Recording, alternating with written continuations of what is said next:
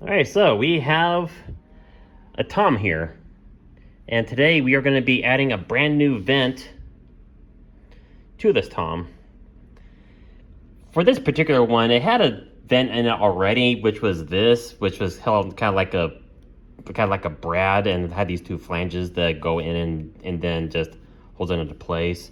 But there are also some other made in Japan stencil kits where the vents are a lot more hardier and they're built like tanks. And so this particular video is just how I'm doing this, so your mileage is going to vary on however you find this helpful. So I'm going to go ahead and pull out one of my handful of vents. Let's see. Okay, got that. Then I can let that hold it in.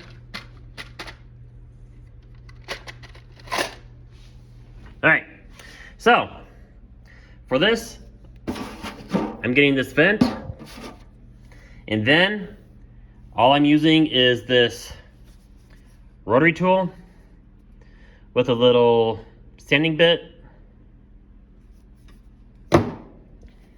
and then here we go. But before we begin, one tip: wear safety glasses, especially when you're using a tool like this. Because whenever you're making any kind of sanding jobs like this, especially when you're expanding the vent hole for a vent, you'll get a lot of wood chips or maybe some sand that'll fly into your face. So safety first, no matter what. What I'm going to do is I'm going to expand this existing hole with a rotary bit.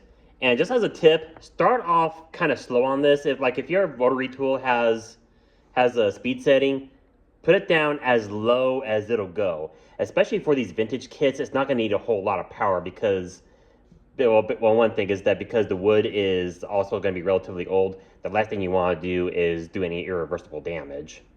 And so what I'm going to do is I'm going to just kind of slowly, just kind of make a counterclockwise rotation, and just expand it a little bit as we go. Is do any irreversible damage. And so what I'm going to do is I'm going to just kind of slowly, just kind of make a counterclockwise rotation, and just expand it a little bit as we go. And without further ado, here we go.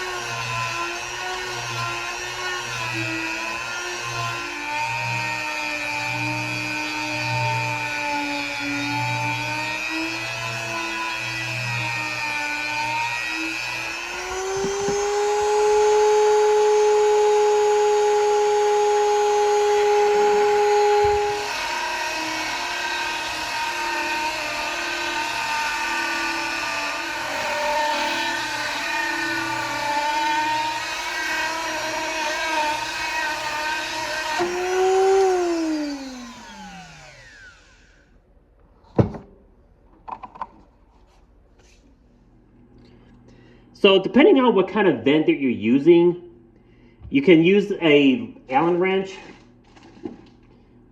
and just a pair of pliers to do this. So for this particular case, this has a hex thread that you can actually insert in, and I just need to find the correct size here.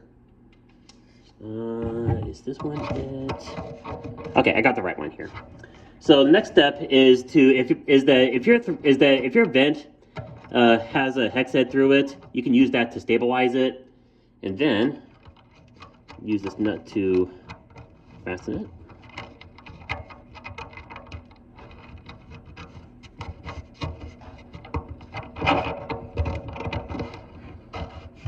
And next thing I'm doing is I'm just twisting the wrench to get it tightened, and I'm just going to use a pair of pliers here.